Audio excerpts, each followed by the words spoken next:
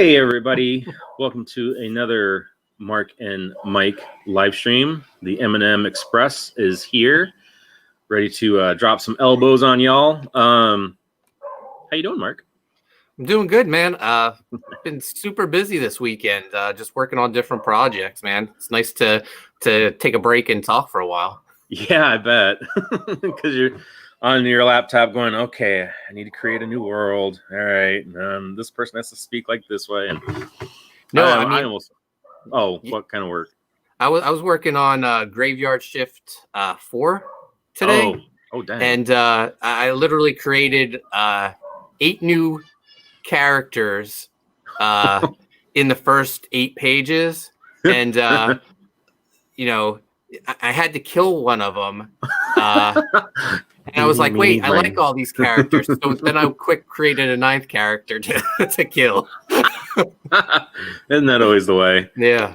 I mean, Slither wasn't supposed to come back, and boom. Oops, spoilers. He's in the preview art for part 2. So. Yeah. But sometimes, there are some people some characters are just too much fun. What's up, Mark? How you doing, buddy? Hey, what's up, Mark? Forgot to put my screen on chat too, so I can see what's going on. So let's real quick. Let's take a look at our expendables. Doot. Someday there'll be a quicker way to do this all a little bit faster. All right, so we are at 9115, 166 backers. It's kind of weird. I think, wasn't it like last week we were only at like 148 or something like that? Yeah. Or maybe a week and a half. Closing in on the next stretch goal. I know. I'm excited. I'm excited for us to get to five figures. Yeah. Just to, I don't know, kind of compete with the big boys a little bit. No, okay. But we're doing pretty good. Let's see. So we got our fan pack, $75. The just the volume 2 is $25. Reprint number 1 is $25 with the Mark Yoon cover. Thank you very much for that, Mark. Both you Marks. Got the Kevin Sharp variant for $25. 1 claimed. These are going to be colored. To anyone out there who's on the fence maybe about these, they are being colored as we speak. So we will we'll have those shortly. The Cedric No Cone, I think that's how you say it, cover. That thing is that's just nuts. Yeah. Just so nuts. There it is. Yeah, he's working on a Sea Dog piece for me right now, so I'm excited. Yeah, I'm like, I look at the way he's drawing Bazooka Dog. I'm like going, oh, he draws dogs way better than I do. I need to work on my dogs. The awesome Mark Yoon T-shirt. What were you gonna say, Mark? You'll get a lot of practice working on dogs. Yeah, just as we keep going on USAssassin. Wink, wink. Everybody. Double tap, 2 copies for $40, which is a fantastic deal because you're getting them $5 off a piece. Some art from the book. I love how Oliver made the fluid in the vial here kind of glow. Yeah, I like that. I think that's really cool. Yeah, he does some nice stuff. The page, the splash page with Slither and USAssassin. How he did a color hold on the legs, and it really makes that leg pop. Yeah, it makes it look 3D. Yeah, it's really cool. It'd be interesting to take that image colored and do that, like on Facebook, how you can do a 3D effect. I wonder if that would actually pop that out. That'd be kind of fun. Got our action pack. 19 people have claimed that. 3 people have claimed the triple threat. 2 have claimed the Patriot pack. And my favorite thing to look at, 10 people have claimed the USAssassin Footlocker. Oh wow, there's only 5 left. I didn't realize that. Yeah, we had another one. I think that's what put us over 9,000 was somebody got a Footlocker, but oops. That's awesome. Yeah. When we came up with the idea for this, I was trying to figure out how many we should put up there. And originally I was thinking 10. And then I was like, oh, let's go for 15. And I think 15 is a pretty good bet with us. Once we get down to the wire. Yeah. And I think more people will be getting this once we get some colors on stuff showing up. And let's see. And then there's the retailer thing. I see people say all the time that, not retailers just don't do these, but I think it would be a good, it'd be a good safe bet. You get 10 copies of each book. You get the promo poster. You get some extra goodies, items, buttons, 6x9 cards. I have 2 retailers that say they're going to do it. They're just waiting until the final hours. Yeah. Well, I had one that said he was interested, but I have not heard from him since. So I don't know. It's. I feel like it was a good. Chance to take. I mean, if no one backs it, it doesn't really hurt us. It's not like we spend any money for it. Yeah. I think this probably would have gone over a lot better pre-COVID, because I think some retailers might still be feeling the pinch. Regardless, I'm printing out that poster for both of us. Oh yeah, that thing's awesome. That thing is so awesome. I might actually have to. When that thing comes, I'm gonna have to probably maybe retire Mr. or Mr. Chap Yates behind me and throw that bad boy up. Here's the original art for the Volume 2 cover, which a lucky fan will be able to get this. We're going to put all the names in a randomizer. We're going to pick one name, and somebody's going to get that original art sent to their house, signed by me. Let's see. So we are at the $5,000 trading card goal for all backers. $10,000, everyone gets a 6x9 print. We're very, very close to that. I'd love for everyone to get a sticker. I think a USAssassin sticker would be the bomb. What would be really cool is 20,000, because then we could get the pinup section. And I've seen so many people do fan art for our book, and it's just really amazing. And it's really nice to have people do that. There we go. I think we'll get there. Even when the campaign ends, we'll stay in demand for a while. Yeah. I mean, I see people who keep their project in demand for, they fulfilled a year ago and it's still in demand. So maybe we just keep it open, Keep it open until Volume 3 launches. I mean, I'd have no problem with that. It's just ordering the right amount of copies, and if we start running out, then we just close the in demand store. yeah, that's true. Have you thought about where you'd like to go for printing? Oh yeah, I think we're going to use Mix'em. That's who I used for Sea Dog and Codename Kill Switch. Oh, awesome! And I was really happy with the quality, how easy it was to send them the files. Oh, cool. And the turnaround time, I want to say it was like a week that I got the books back from the day I sent the files. Crazy. That's crazy fast, because I think I got mine up here. I look at it from time to time and go, get your ass in gear. There we go. Yeah. And this is super nice. So their printing is really nice. What I loved about them was how user-friendly their website was. When I uploaded the files, it created a digital PDF, a digital proof for me to approve right then and there. So nice. It wasn't like waiting. Like Print Ninja does awesome work. They did a Graveyard Shift, and they did Pizza Tree, and those are two of my favorite books quality-wise. But it's the trade-off is waiting 3 months to get the books back. Like I just did a comparison of like paper and stuff like that. I can't tell a difference. Yeah, no, they did a great job, and I almost feel like this is just the Sea Dog one is just slightly slicker. Yeah, which is, I mean, I'm a fan, and I love the kind of paper that makes colors pop. Yeah, man. I try to when doing my books, I always go for the best paper, best cover stock. Back in the day, I didn't really have that luxury. I was like, counting pennies and stuff. But Yeah, I mean, that what the people are. We're so fortunate that the people are like supporting our project that we can go all out and give them the absolute best. oh yeah, absolutely.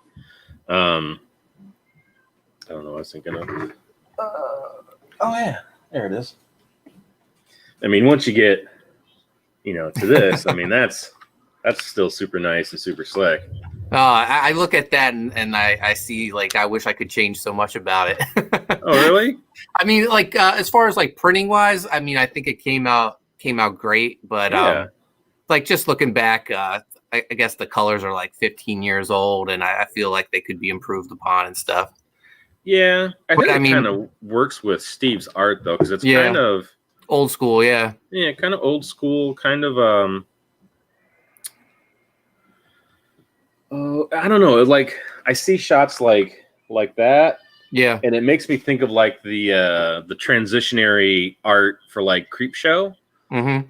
I don't know, there's just something about that reminds me of that, but yeah, but I mean that was I mean Steve had been doing art for like 20 years by then, but Dex and I, that was our first comic. Well, technically our first. We had done Holiday Commandos maybe 10 years earlier, but it never was released. I keep talking to Dex and Mike Moore, who we did the book with, and I was like, yo, let's release this. I'll get it recolored and I'll put it out. And Dex is on board, but Mike, I don't know. He just he was on board and then he dropped off the grid. So I don't know. I don't know what the deal is. you should send me if you have any art of that, you should send me that, and I'll put like a movie poster in the background or something like in the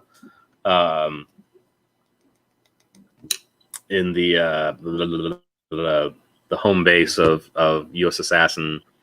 Have like a old school movie poster and be like, coming 2005 or something like that. Holiday Commando starring Chevy Chase.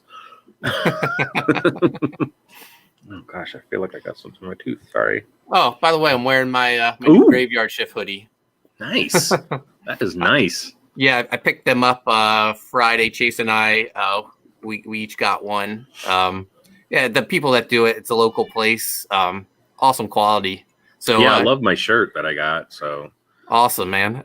So yeah, if you're looking for some Graveyard Shift gear, go to graveyardshiftmerch.com. Yes. It'd be cool to have a USAssassin logo sweatshirt too. Yeah, I think we're gonna have some. I mean, that's who I'm gonna use for the Graveyard Shift t-shirts for this campaign, and we might have some merch on the graveyard on graveyardshiftmerch.com soon. You and I. That'll be nice.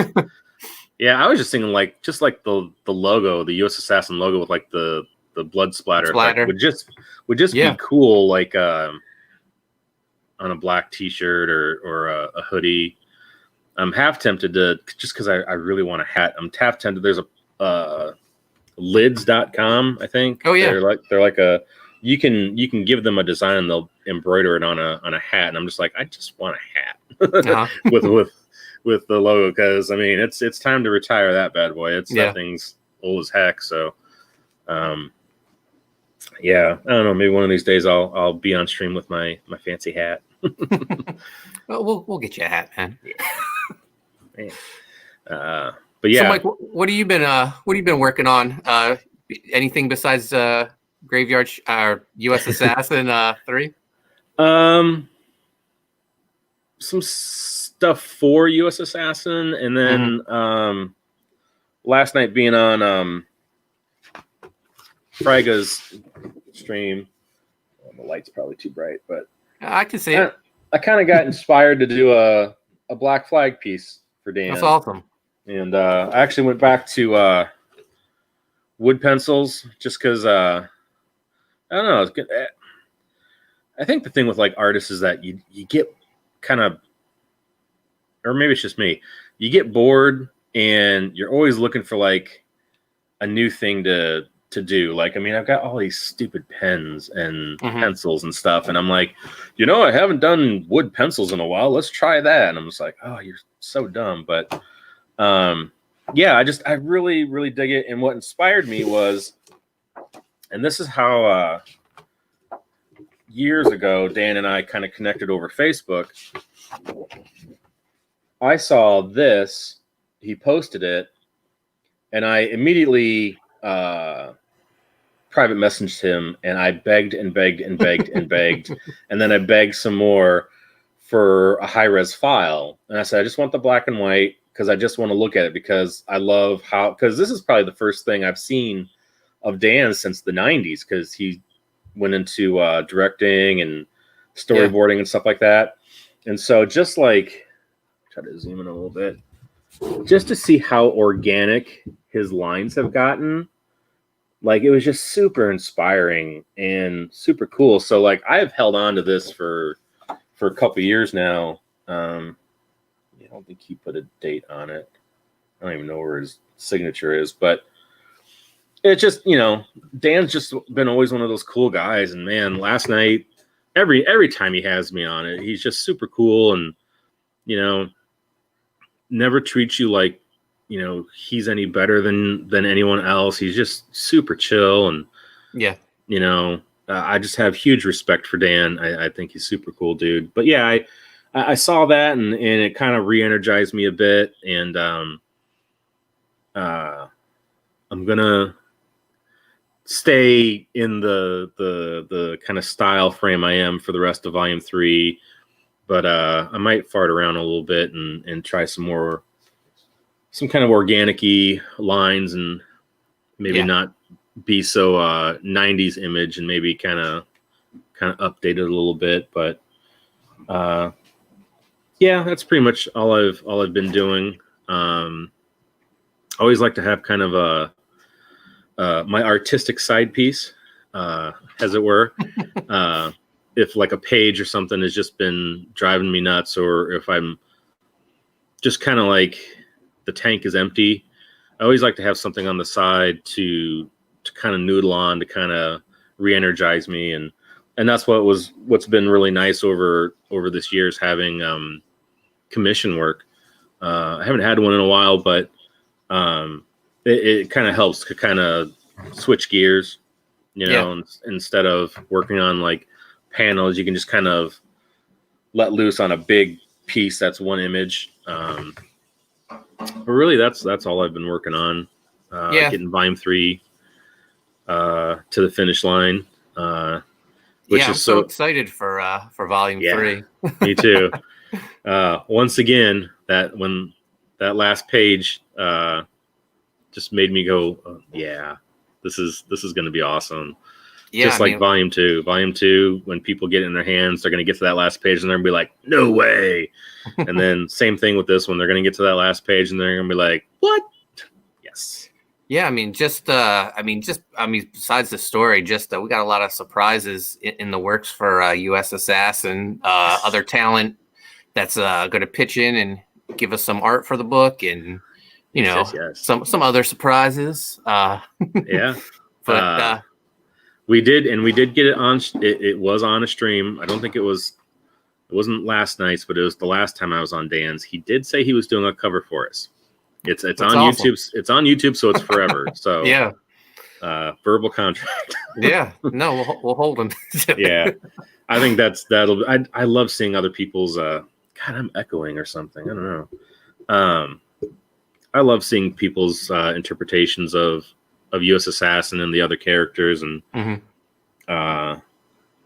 of me, it inspires me, and part of it is like, oh God, they draw him better than I do.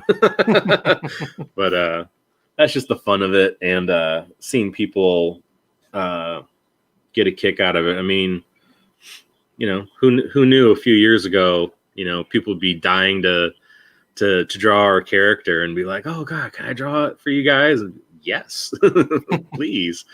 It's really awesome. It's cool to be kind of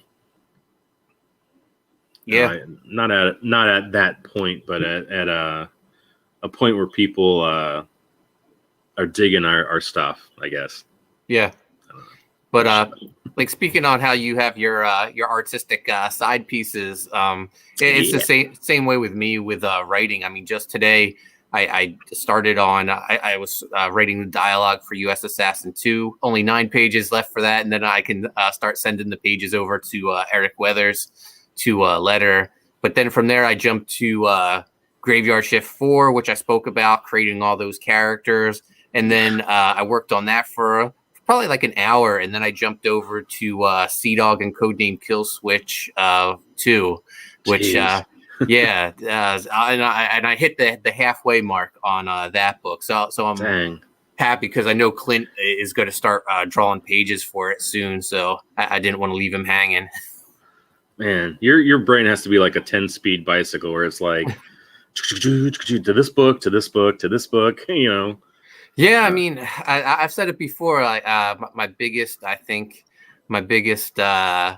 fault is I can't say no. I love making comics so much. Like I even someone offered me a work for hire job, and it's not like I needed it because I'm so busy. But I was like, oh, he was telling me about the project and who the artist was, and I was like, oh, I think I can fit it in. And so, nice. So I've been working on that too. So that's awesome. It's nice. It's a great time to be making comic books, I think. Yeah, heck yeah.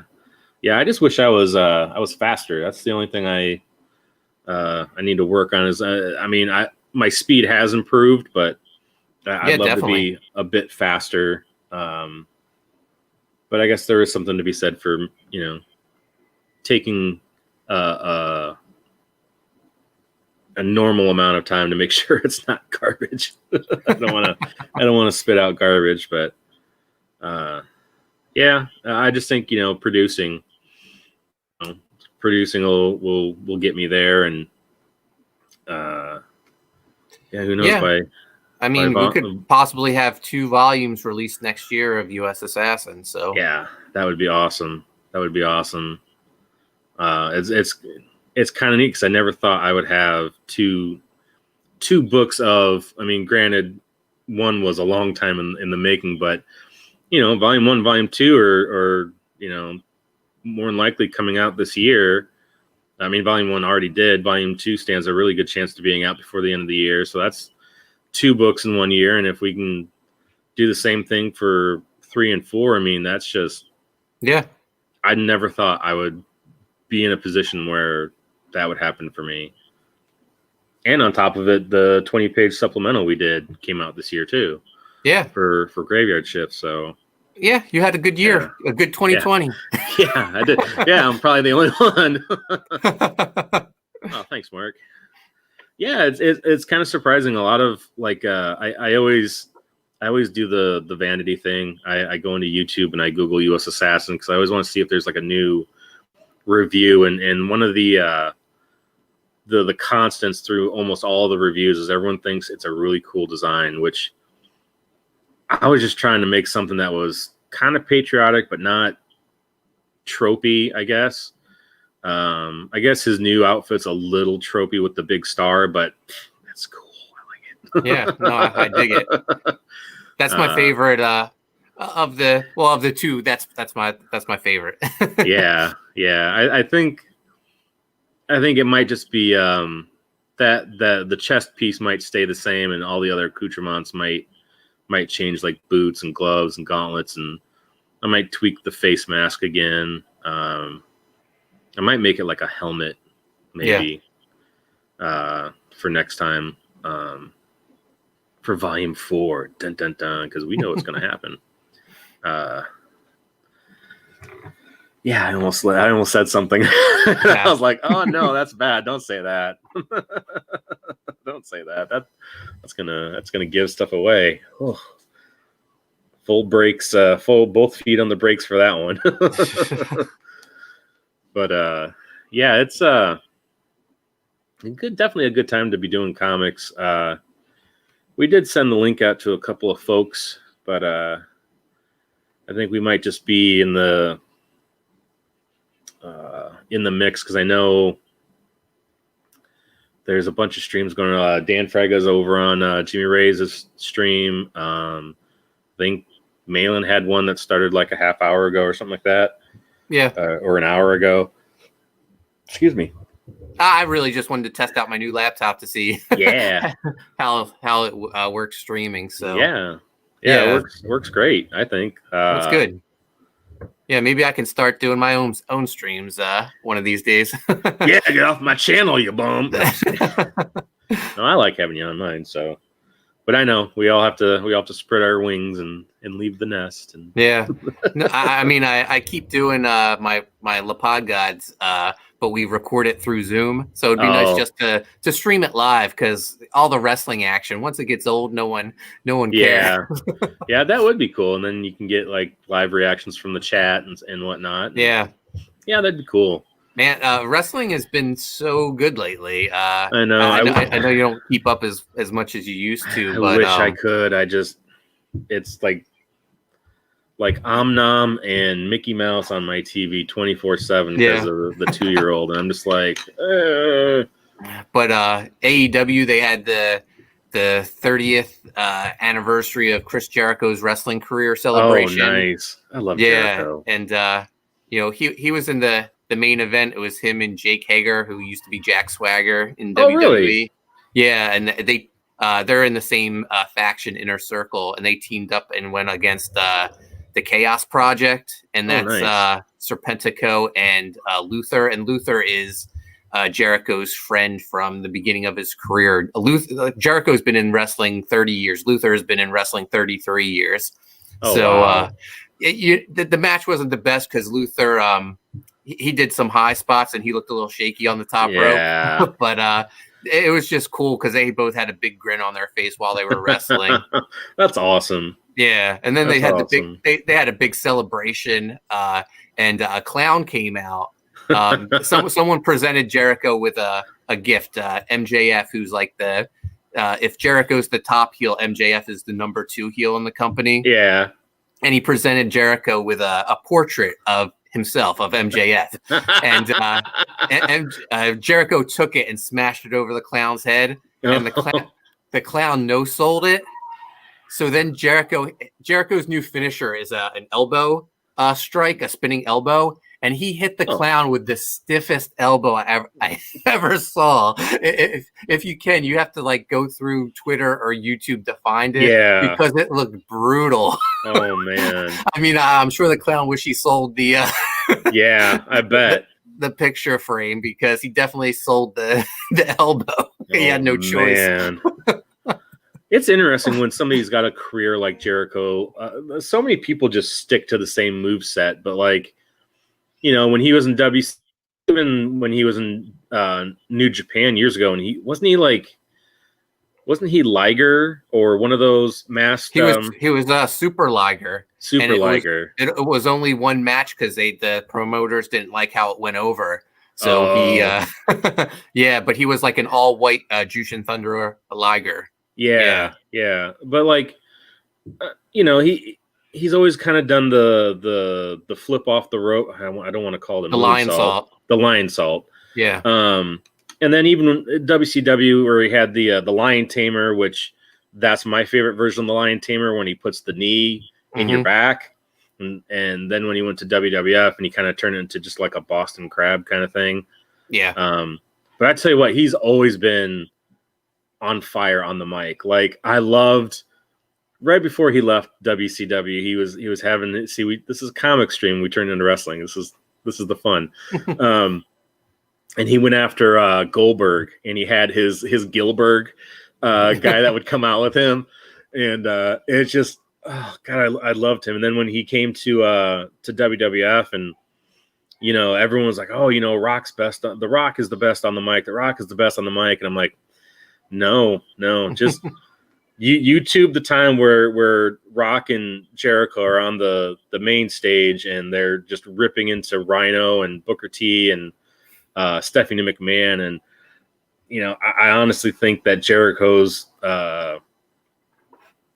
dialogue is just way better and way not as stiff as like The Rock can come across sometimes. But he's just always been cool, and always, he was gone for a while with his band Fozzy. I mean, he became a rock star. I mean, that's a reinvention. And then he came back and he had the face buster. And that, to me, I was like, that's a brutal move. Or no, the backstabber. He had the backstabber, right? I forget what it's called, but yeah, I know the knees to the face. Yeah. Oh, who does the backstabber? Is that Miz? No, I don't know. The knees to the face. I always, I thought that was brutal, and I'm like, wow, it's cool. It's a new move. It's not, oh, here's my meaty boot and then my meaty leg drop. Yeah. I think it's cool when guys have had a long career can still add stuff to their repertoire and make it new. Because I had no idea he had a new move, the spinning elbow. So that's cool. I need to just like stare at my phone and watch wrestling on it, I guess, because I'm never going to get to watch it on the big TV. I mean, just a testament to how great Jericho is from a wrestling action figure collector. Oh, what's up, Eddie? Jericho has inspired like so many different play sets. Like he created the Money in the Bank match, which became a play set from Mattel. He created the Ambrose Asylum match, which became a play set. Oh wow! The festival of friendship that he did with Kevin Owens, that became a Mattel play set. Then he came up with the saying a little bit of the bubbly, which became a play set for the new AEW figures. So I mean, four play sets that I can think of right now. I'm sure he had more. So he's just always like coming up with stuff that transcends wrestling and comes into toys. He's a super smart guy when it comes to stuff like that. I mean, like everybody does their shows and like the in the middle of the ring kind of shows. I mean, nothing's ever going to beat by Piper's Pit, but when he would have what was it, the Jericho Tron 2000 or something like that. Yeah. That was always fun, and I love that. I love the Jericho Tron mostly because he put HBK's face into it. But he accidentally punched HBK's wife too. Yeah. That I mean that Shawn apparently wasn't too thrilled about that. I don't blame him, but his wife was a champ. Yeah. Well, she was a Nitro girl, and so she probably very, other than of course being married to Shawn, probably knows the business enough to not. I don't know. Not like sell it like a real reaction, maybe. I don't know. Yeah. She was a trooper, and so I don't know if that was actually if they did that because I noticed like afterwards Shawn's eyes started going doot doot doot doot towards the middle, and I know they kind of said that was the reason, but I don't know if it was just like they needed an excuse for his lazy eye. For his eye. He was in a WWE Films movie a few years ago that actually made it to theaters. So I drugged Chrissy along with me to see it, and she never knew about Shawn's eye, and she was like, "What is up with that?" She found it so distracting, and I was like, "Oh, I mean, I guess it's just from like taking too many hits or whatever. I don't know what it's from, but yeah." And then once she pointed out, like, I'm just, I guess I just became used to it from watching wrestling. And then after she pointed it out, I couldn't stop noticing not see it. Yeah. That's, oh God, what was I watching the other day? Oh, it came up in, like Facebook videos. They had the, well, there's two videos. One was, Rob Van Dam doing his impersonation of HBK, and he actually was able to cock his one eye over to do it. And I was like, oh, that's brutal. But probably, and I know TNA and Impact gets kind of shit on a lot, but man, one of my favorite things was, oh God, I'm blanking on his name now. It was Ric Flair and Fortune were in the ring. And with Jay Lethal. Yeah, that's who it was. And he came out doing his Ric Flair. Oh my God. I was just like, it's like that was Nothing one gets of the better than that. Yeah, that's one of the best moments, best promos in wrestling, I think. And what's crazy is like maybe a month later, TNA released Jay Lethal, and I was like, so "What? stupid. That guy was a Money. star." Yeah, I mean, they had Fortune. I thought was a great idea, but when they had AJ trying to be Ric Flair, it just didn't work. I mean, after that promo, it would have made sense to have a double switch with Jay joining Fortune and AJ getting kicked out. yeah. Keep AJ kind of the baby face, the Sting kind of icon. Yeah. But yeah, didn't Jay Lethal also do a Macho Man? Oh, yeah, Eddie already got it. He Black started Machismo. out as Black Machismo. That was Kevin Nash's idea because he saw Jay Lethal doing his Macho Man backstage and was like, "Oh, we need to bring this to TV." Yeah, Jay Lethal was hilarious and good ring worker. Those beginning years of TNA were awesome. I thought my absolutely favorite time was when Christian came to TNA. I was just about to say that because it actually gave him a boost in his status, because he always seemed kind of like either, oh, that's Edge's old tag team partner, or he was kind of a jobber. Like, he got to shine in the sun, and I thought that was so cool because, you know, he's good on the mic, he's good at what he does, he can flip flop, bad guy, good guy, and then Angle showed up, Mr. Kennedy showed up. Kennedy didn't really, I don't know, he started off strong. I don't even know where he's at now. I don't know if he's still in Impact or not. No, he was in when NWA was running shows. He was in NWA. I don't know NWO. I mean, not NWA. NWA. He since NWA stopped doing their YouTube show, I don't really know where he's at. Yeah. Main Event Mafia. I'm kind of torn on that. Like, Main Event Mafia was kind of a cool idea. I think it really kind of got torpedoed when Hogan showed up. Although I will say the night that they went head to head with Raw, which I was like, wow, this is really ballsy, because TNA's wasn't quite WCW level, but you know, you had I think Van Dam showed up, Jeff Hardy showed up and sat on the cage. I thought that was cool. Yeah. And I think they had a really good show, and I was like, oh, this shows promise. And then the Nasty Boys showed up. Yeah, it kind of went downhill after that. I think they, it kind of poisoned it, and it's kind of sad because they were kind of on their way up, and I know they wanted that extra boost of having a big name like Hogan on the show, but it's kind of a double-edged sword. I mean, it's good and then it's bad, because then they want to take control. They have creative control over everything that they do, and I think good wrestlers know how to give and take. Oh yeah, X Division was the bomb. I love watching AJ and Christopher Daniels, and then when Samoa Joe showed up, made me feel good that a fat guy could wrestle. Those I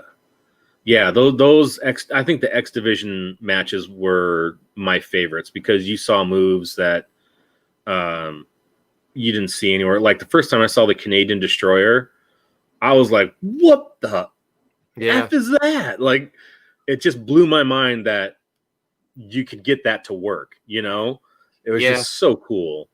I think maybe that's one of the problems with wrestling now. Everyone wrestles that style now. Yeah. so there's like a million, like even the big guys are doing like those X Division type moves. And a Canadian Destroyer is now just like a transition move into another move. It's not even a finisher. When it looks so devastating. But that's true. I always loved my brain is so fried. I don't know if it actually had a name to it, but it was when AJ would almost do a lion salt off of the ropes, but he would grab the guy's head and turn it into a DDT. Or something like that. I can't remember what it was called. That I always thought that was really cool because he could just do it out of nowhere. But I don't remember if it had a name or not. But yeah, I don't know. I know, when you've been in so long, you can't do all those crazy moves, and I'm surprised Jeff Hardy's not dead from doing all those swanton bombs. But yeah, that's gotta just destroy your back. I actually think there was a friend of mine had a Hardy Boys DVD, and they showed him in the back, and like the trainer was like stretching him, and you just heard his back go crack, and you're just like, holy crap.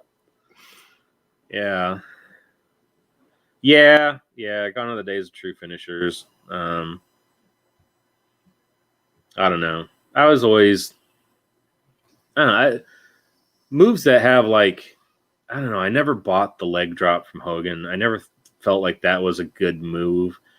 I could buy the Jake the Snake DDT because, I know you're so like into how intense his character is, but then when, he had the head and he kind of did the slap at the same time and then went down, he did it with, it was such a jerk reaction that I'm like, man, if I landed on my head, I'd be like, ooh, where am I? So I could believe moves that look like they had high impact. And then there's some moves that are just kind of, oh, he's down. And there's no, like, I like Rob Van Dam, but I hate his punches. Yeah. Like it was, I don't know. There's just like no power behind it. And that's where like I started going, yeah, these guys aren't really hitting each other. It kind of took away. I think you would really like AEW if you gave it a chance. I mean, that there is a lot of like the high flying X Division stuff, but they had a dog collar match, Brody Lee versus Cody, and it was brutal. Tons of blood. I saw a clip of that. Yeah, they're not afraid to show blood on AEW, and that takes me back because like when I really first started watching wrestling, I started watching NWA on TBS, and there was blood every week, man. Oh yeah, most of it from Flair, but yeah, when they would do matches like that, and I know now they have to play things safe with a lot of stuff, but if you're a good wrestler and the dance, you can make something still look cool and have impact, Yeah, you can tell Cody's a fan of all like his dad's stuff. Oh yeah, he loves to bleed during a match, and Attitude Era. Oh yeah, the chair shots are brutal. Like especially if you watch like The Rock delivering chair shots to either Mankind or Ken Shamrock, and you're like, oh my god, those are tough to watch. Well, there was that documentary, Behind the Ring or whatever. Oh, Beyond the Mat. Or Beyond the Mat. And it followed like Mick Foley, and like his kids are in the crowd and they're crying, his wife's crying. And then in the back, he comes up to The Rock, he's like, did you need to do 12? It's like that dude is, man, his cage has to be rattled so much. One of these times we'll have you on, Mark. We'll do a triple M show. And Eminem and Eminem and Eminem and Eminem. Yeah. Oh, it'll be a John Malin show. Yeah, it's hard not to still love wrestling. I do need to get into AEW. AEW, I think, would bring me back to the days of like old World Championship wrestling back in the 80s before it became I hate to say big money, but it seemed a little more, you were a wrestler because you loved it, not because you could make money, so not. I mean, the characters were not all chiseled and cut. You know, I mean, Right. like Arn Anderson's a big guy, and back then he was a big guy. He wasn't cut, but guys who are cut in reality, they're not that strong. You know, you need to have some heft on you to be really strong. And so I always believed Arn Anderson, especially when he did Spine Buster. It's like, oof, Oh, oof. Speaking of that, in that dog collar match, Arn is Cody's manager. Oh, now. Sweet. And Brody Lee picked up a steel chair and threw it like a frisbee at Arn, who was standing on the ramp. And Arn ducked and it went like right over his head. And then Arn like got a pissed off look on his face, and he climbed in the ring. And one of Brody Lee's guys, Alex Reynolds, came running in, and Arn picked him up for the spine buster. It was pretty awesome. Nice. Yeah. Like stuff like that, like a spine buster. Yeah. You know, that I believe is a finisher, you know, and now everybody does a spine buster. You know, when The Rock with steel moves, they just look it just cheapened them. Like when he did a spine buster or when he did the sharpshooter, they just seem so cheap, you know, like a cheap imitation. I will say Batista's spine buster was pretty brutal looking because he put power behind it. Yeah. Dean Malenco, I loved watching his matches. I think, you know, he was kind of, I think, in the same, you know, Dean and He Who Shall Not Be Named and Brett, those guys were like the technical guys really didn't get wrestlers. Yeah, they're wrestlers. They know how to move. They know how to make you look really good, and they don't get enough credit because they don't have the look. They're not big enough, you know. But Malenko was always really cool. I loved it when God, what did they call them when they came over to WWF? Oh, the Radicals. The Radicals. When the Radicals came over, I was like, oh, this is going to be awesome. They had that, you know, that everybody had a match that night with DX, and unfortunately Eddie dislocated his elbow, which I can look at that more than I could look at Sid's leg busting. But I thought they did really good, and you know, and Benoit going up against Triple H, I knew he was going to get buried, but yeah. The Thunder in Paradise. Shame on you. Now you're not coming on the show. Hey, I can honestly say I spent good, honest money. Me and my buddy Brian, when we were kids, we went to go see the Hogan Zeus movie in theaters. Oh, No Holds Barred? No Holds Barred. We actually went and saw it in the theater. And I have the Blu-ray. We should do a watch-along stream one day. Yeah.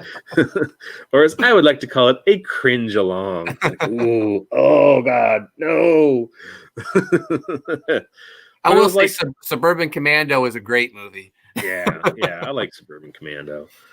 Yeah, they can't all be winners, but, you know. God. There's so many movies from the 80s that I watch, and I watch now, and I'm like, oh, God, no. They're doing, speaking of 80s movies, they are doing a documentary for Monster Squad. Yeah, Wolfman's Got Nards. That's Nards, yeah. I want to order it from Amazon. Yeah. When it comes out. Yeah. I think that looks really cool because I watched this guy on YouTube called Brandon Tenold, and he does he basically rips apart old movies, and he's kind of like a snarky asshole, and he's hilarious when he does it. He does like his bread and butter is Godzilla movies. Everybody loves it when he does Godzilla movies, but he also has commercials on his thing where he's part of this thing called I think it's called Into Darkness. It's like a documentary. It's on Amazon right now, I think, and it goes through like horror movies, like it runs the gamut of like, you know, the decades. Yeah, and they just announced they're doing a second one, and you can like order a special edition from his channel. But that's where I came across the Wolfman's Got Nards documentary. They talk to the main character. It's so weird to see those guys growing up. Yeah, Andre Gower. Yeah, Sean and Ryan Lambert, who was Yeah, I'm interested in seeing it because Chase and I were developing the Pizza Tree movie with Ryan Lambert for Monster Oh, Squad. really? That would Yeah, have been cool. and like we met him. How we met was at Wizard World Philadelphia. Him and Andre Gower were there because they were still like working on the documentary at that Oh, point, cool. and they were like promoting it and promoting like screenings of Monster Squad. I think it was an anniversary. I forget what year anniversary it was, but I kept telling myself, "Oh, I want to meet these guys." It's after Lost Boys. It's my favorite movie. At this point, it might actually be tied with Lost Boys as my favorite movie. And I was like, "Oh, I got to do it." And the show was almost over, so I took over two copies of Pizza Tree, and I went up to their booth, and I was like, I'm a huge fan. I make my son watch this movie every Halloween, and it kind of inspired us to do our own kids horror project. And I gave them copies of Pizza Tree, and Andre Gower was like super like enthusiastic and real nice. And Ryan Lambert, he was just like kind of aloof, and I was like, huh, all right. And I don't know. But then like a week later, I got a message on Facebook, and he was like, hi, Mark, this is Ryan Lambert. He was like, I've been trying to track you down, and I finally found you on Facebook. He goes, as soon as I got home, I read Pizza Tree, and then I read it again, and I read it again. And he goes, I want to help you. I want to help you guys make this into a movie. And I was like, awesome. Oh, like he was just, he was super into it. He was just playing it cool. So that's awesome. Yeah. So Chase, cool.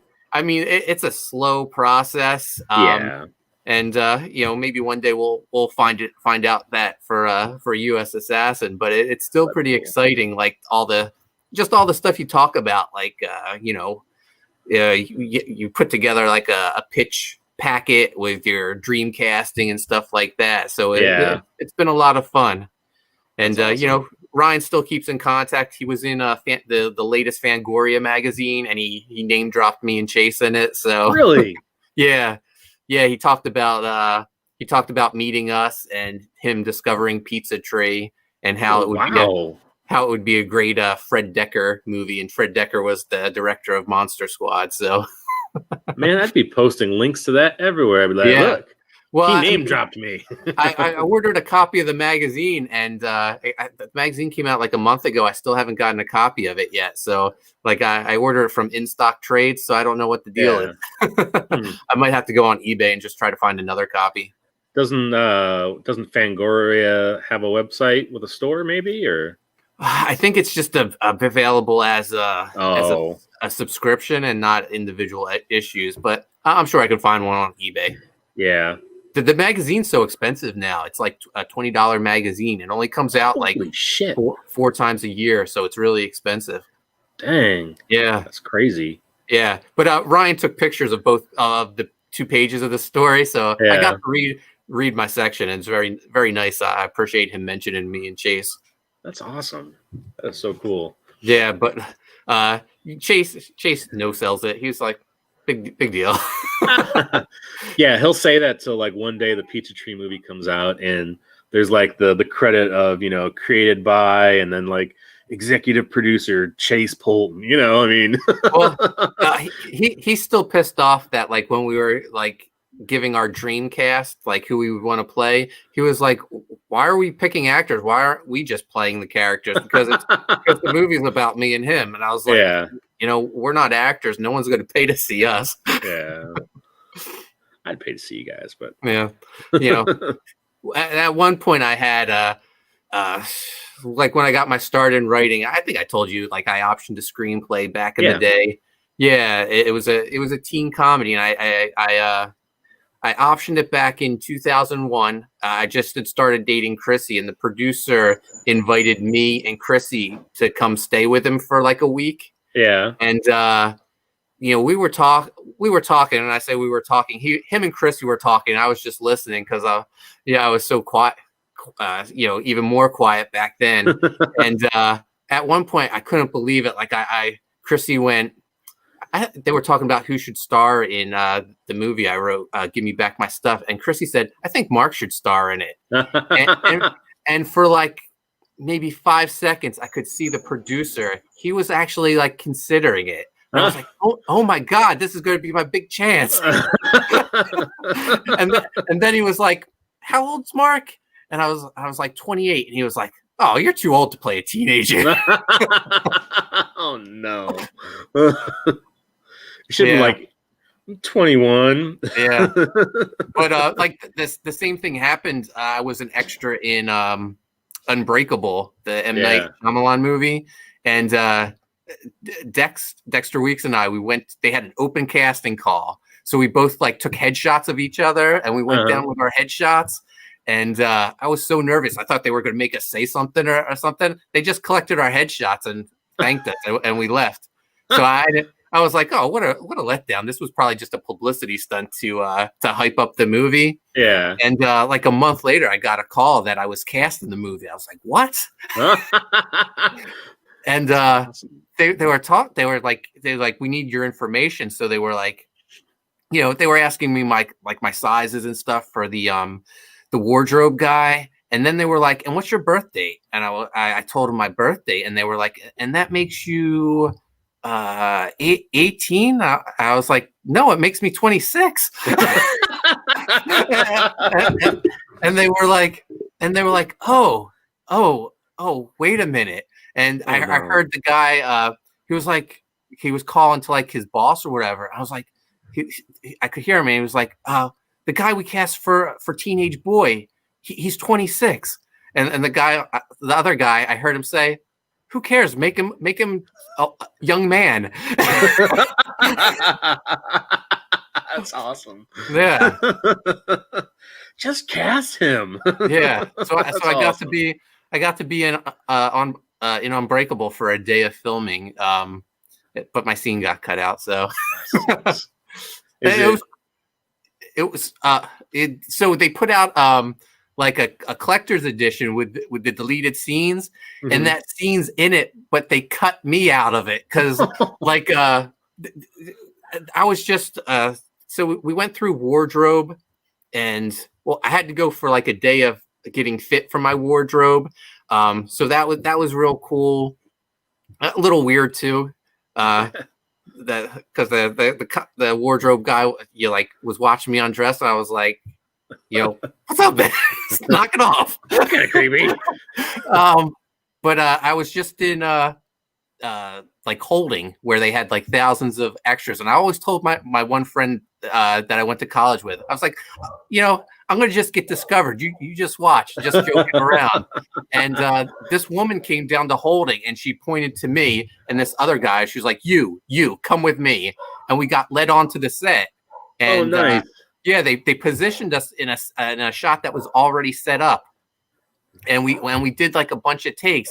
And then another guy came over to me and said, "Hey, M likes your look. He wants you to start off the scene." I was like, "What?" Nice. Yeah. So Samuel Jackson's character, it's a flashback scene to a carnival, and this is where Mr. Glass, he's a little boy. His mom's in the porta potty, and he wanders off. So the reason he wanders off is because I give him a dirty look as I go into the other porta potty. So I guess my dirty look wasn't good enough because it got cut off the scene. Oh man, that would have been awesome though. I'm too nice of a guy to give someone a dirty look. I guess I don't know, but so we filmed that like over and over for a little while. It was filmed in April, and it was supposed to be like this spring or summer carnival. It was freezing that day, and it was snowing. Oh, jeez. But at one point we took a break, and these two girls came over to me, and they were like asking me all these questions, and they were like, "Oh, I can't believe you're just hanging out with us, during breaks." And I was like, "What are you talking about?" And she goes, "Well, we're just extras." And I was like, "I'm an extra too." And they were like, "Oh, we thought you were a star because you got let onto this set." I was like, "No." Yes, I am. Yeah. But after that scene, they didn't need me anymore. So it was set up as a festival. So I just rode all the rides the rest of the day. That's awesome. And I would sneak off they had like a a big table and catering of snacks and stuff and hot chocolate. So I got in trouble because I wandered off to there one time. And they like yelled at me for not like being on the set working, and I was like, they don't need me. Walking into a porta potty. Yeah. I already filmed my important porta potty scene. Yeah. Huh. Now I'm gonna have to dig out my copy, and I'm gonna analyze every single. I'm gonna be like, that's Mark's foot.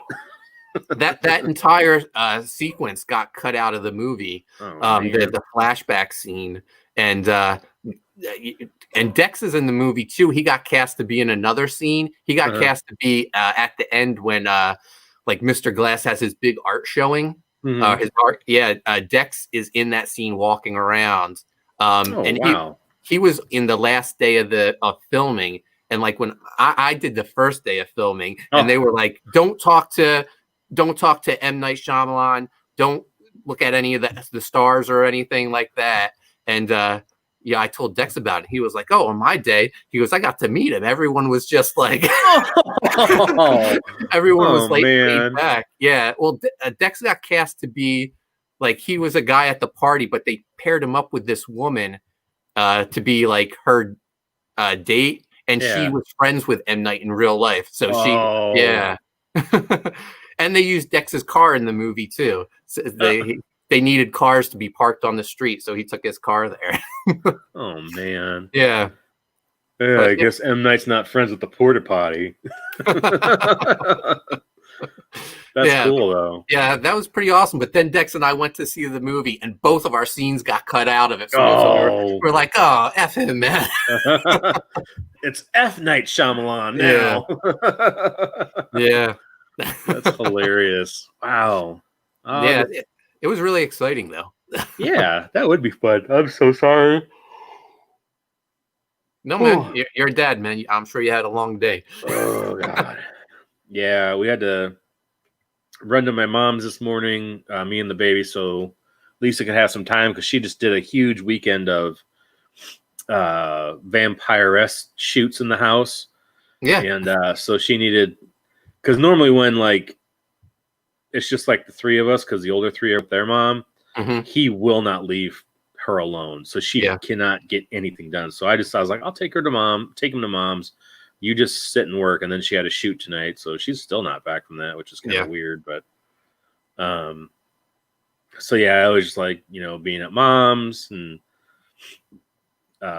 then coming back and then trying to get him down to, or dealing with him seeing my wife, his mom leave, and the meltdown that occurred with that, and then trying to get him down for a nap for an hour, and then almost falling asleep, and then the other kids show up, and then he wakes up, and I'm just like, oh God. Yeah.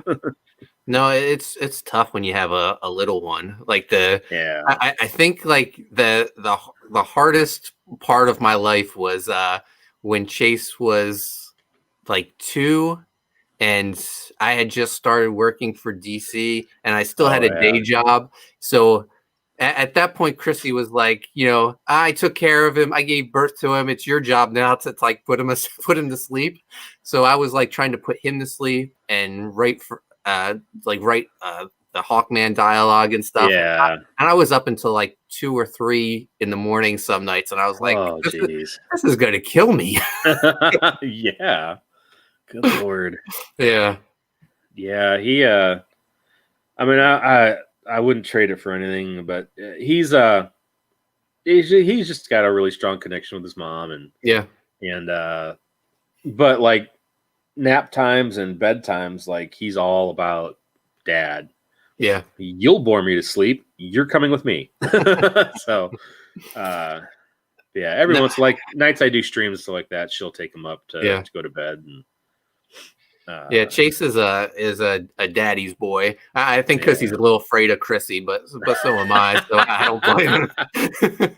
So John was right to be afraid. She's gonna kick my ass. Well, Chrissy holds a grudge against John from the very first time she met him when we went to Wizard World Chicago, and he wouldn't do a sketch for her. So that's so crazy. She doesn't forget.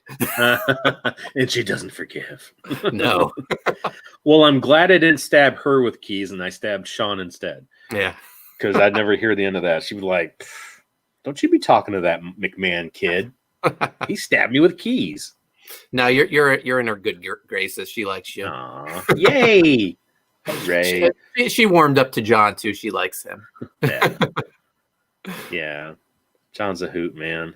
Yeah. I just keep thinking about that trip to New Jersey, and I mean it was 17 hours for me and I think 11 for him. And if he hadn't he told me all his stories about, going to California working at Image Central, meeting Rob. If he hadn't been like talking to me and telling me these stories, we probably would have been in a ditch. Yeah. Because I was just like, keep talking. Man, but just thinking back then, do you remember like just how far like everyone's come? Because like I remember that convention, like things weren't like even moving for John to the point where he just put $1 price tag on one of his sketches to see if anyone would notice. Yeah. And nobody, and then like add a 0 and then he'd black it out and he'd put it back. I mean, people weren't I wound up having to, I had a portfolio full of original art, which I should not have sold, but I sold it anyway because I was afraid to come back a failure to my then wife, who if I'd have thought about it, I wouldn't have just given the shit. So she's nice now, though. So it's because we're not married. That's why. Yeah. But it was so busy too. It was a busy convention, and just we had like a couple of sketch covers, and I think that was it. Yeah. Oh, I just got a message. Yeah, she just now 32 minutes ago, she just got on the road, so she's still got like another hour till she's home. Oh, wow. She's going to have a late night. So what do you say? You think we should wrap this up? You're looking tired. I told Chase. I'm so sorry. That's okay. I told Chase I would watch a movie with him anyway. That is if he's not mad at me. Yeah. Yeah. Let's let's see. No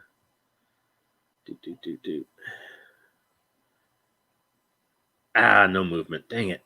Oh well. That's all right. Yeah. We're over 9. That on replay.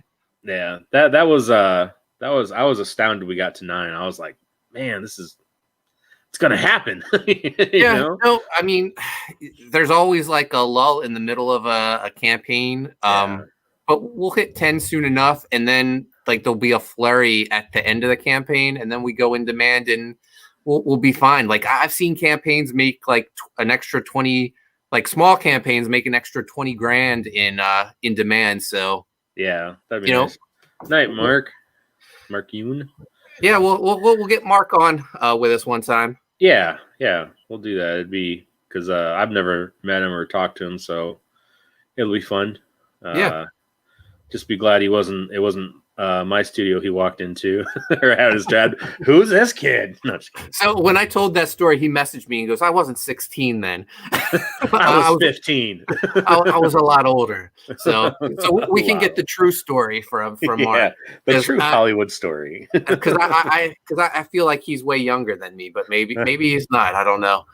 he seemed way younger. That's a compliment too.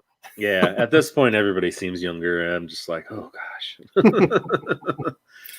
But I think we'll call it quits now, and we'll schedule another one maybe next weekend. Oh, he says he's 37. Still a baby. He had to be 16 because if he's 10 years younger than me, so. Like, I think I wasn't older than 26. Maybe I was 20, 28. I don't know. We'll figure it out next time. I'll get the calculator from the kids, and we'll get the truth. We'll figure it out. We'll get the truth. Yeah, the truth, and then a beating. I mean, the truth. But thank you everybody for watching. Eddie and Mark, thanks for being in the chat and keeping us full of ideas of where to go with the conversation. Appreciate that. And we will see you guys later. Thanks, guys. Bye-bye.